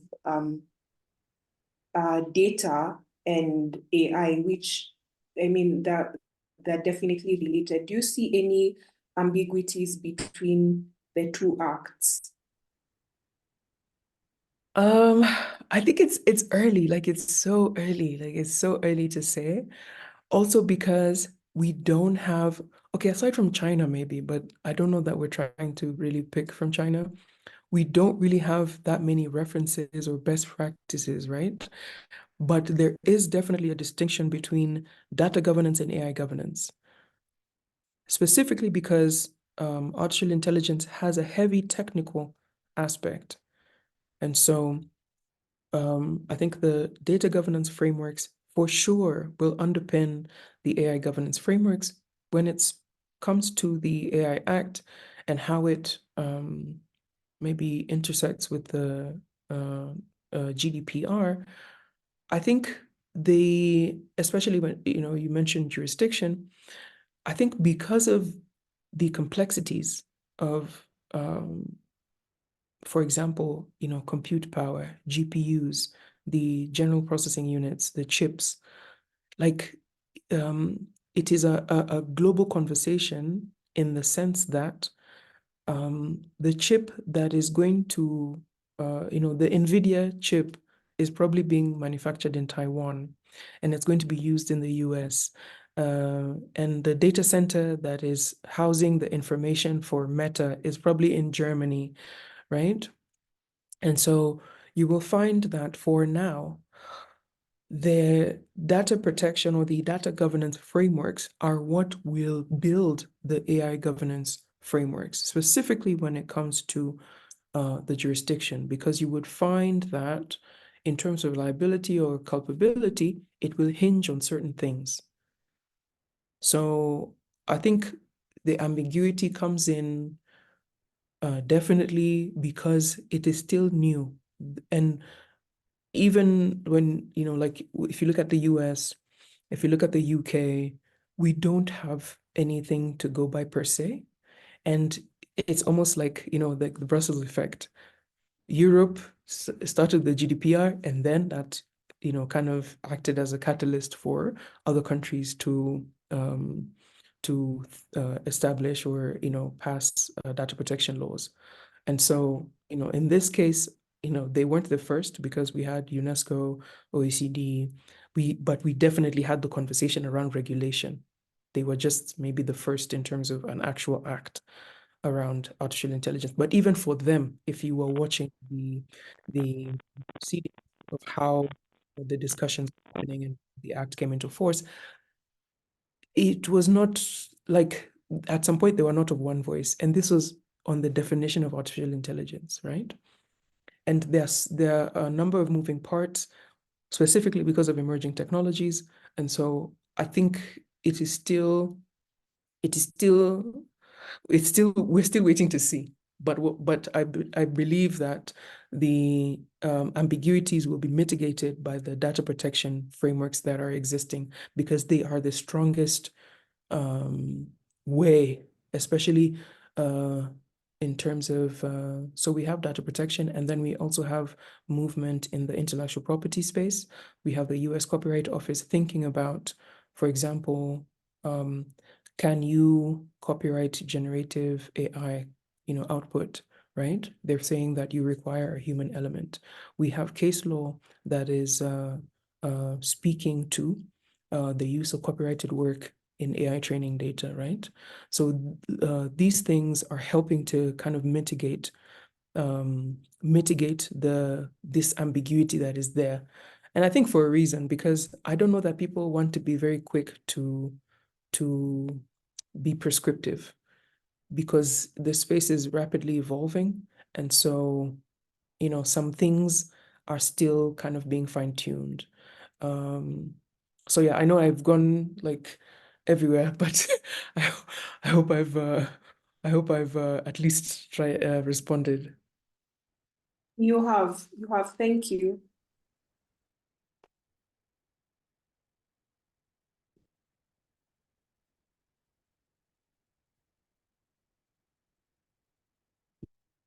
Hi, thank you very much.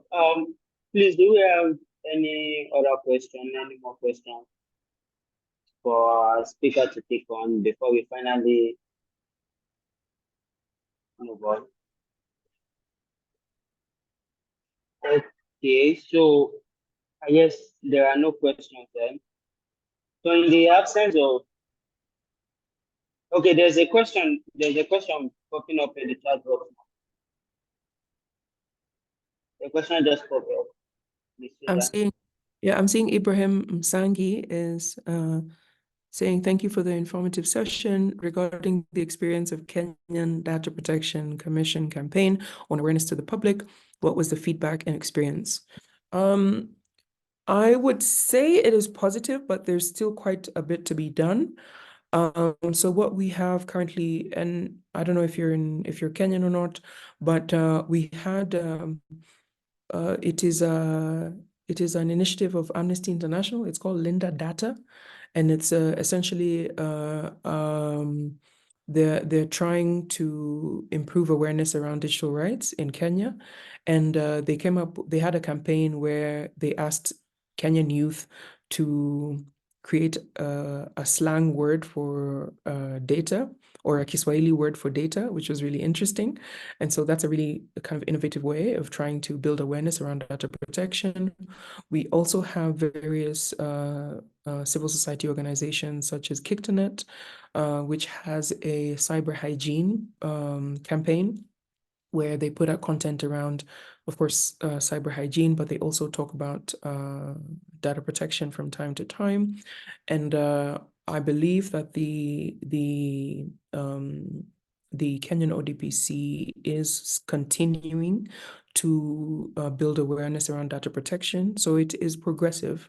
I don't know that we are where we need to be, but there's quite a bit that needs to be done. And I don't think that it is purely the responsibility of the government agency, that's the ODPC. I think everyone, as in the example that I gave, or the question that I asked about how often you check your apps, there's, the personal responsibility, and there's also maybe the public interest where the government or the respective agency would come in to create awareness. So I'd like to believe the feedback has been positive.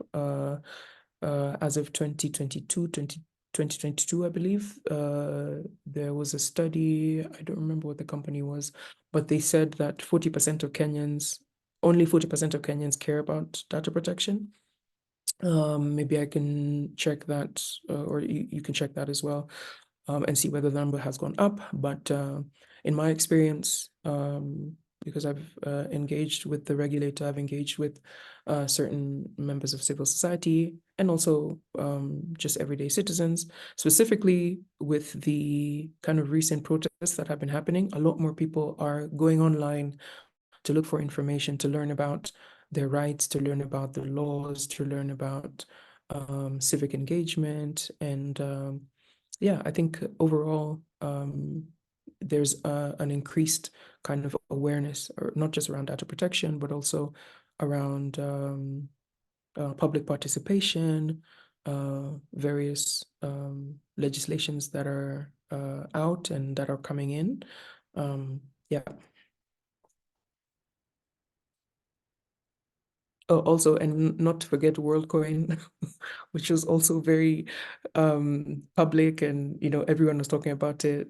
So we've also had situations where they were just put into the public eye. So WorldCoin, and also the fines that were given by the ODPC when entertainment establishments, schools, where digital lenders were being fined upwards of 2 million.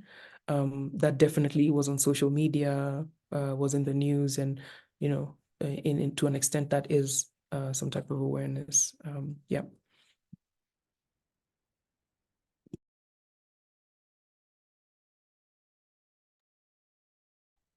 All right, thank you very much, Miss Susan. And I believe that's okay.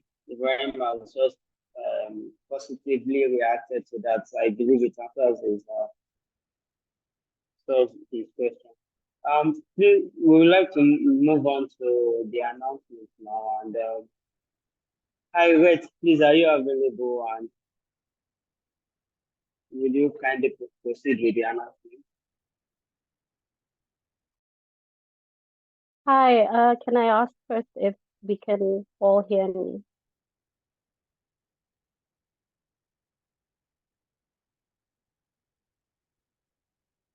Yes, you can.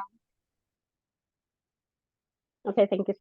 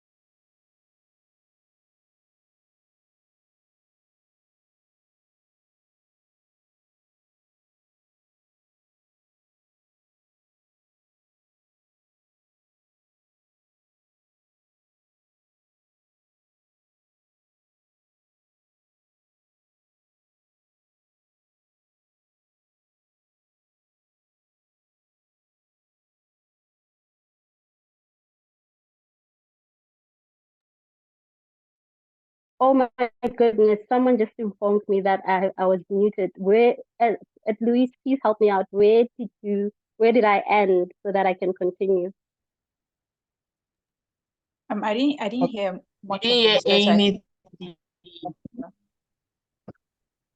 I'm so sorry, guys. I've said a lot. Wow. Okay. Pardon me. Where did I end so that I can take it from there? Okay. The only time was when you asked if you were audible. That's all. Are you serious? Yes, ma'am. Oh, guys. Okay. Let me start. Okay, let me start again. I am unmuted. I'm putting this here so that I don't do funny stuff with it. Okay, so announcement. I believe that you are all aware that I pinned a message on WhatsApp. So please go back to that message and read through what I said. I'm aware that a lot of you have been asking about the recordings and the reading material. I am going to share a YouTube link that will take you straight to the recordings. I think the first, second, and today's recording, so that you can do your assignments properly. And then again, I will also share with you Susan's slides. She was very fortunate. I think that it's fortunate that she shared her slides. So I'll share that with you, as well as her references where you can do your own reading about it. What am I leaving out? Okay, again, back to your calendar that was posted in your group. When you go back to it, on the 17th, we have what we call a variety day. Variety day is where you guys come and share any research work, articles that you have that you think or that you want to share with us at the center. So please join on the 17th if you have such work. And what am I leaving out? Yes, I think those are all the updates for you this week.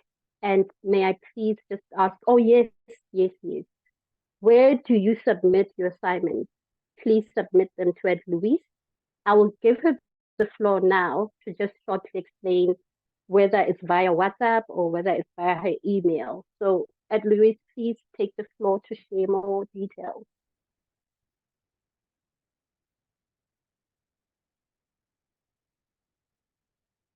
okay. I believe assignments should be submitted to me by mail. I will drop my mail on general group chat for everyone.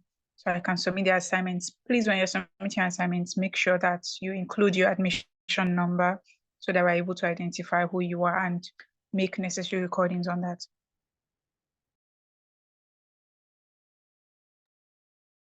Thank you on that. I guess that's it, guys. It's Friday. I know you're frustrated, you're exhausted. And thank you so much for coming this far from Monday till Tuesday. Yeah. Did we start on Tuesday or Monday? Okay, it's Friday. My head is fuzzy. But thank you so much for attending. Bye.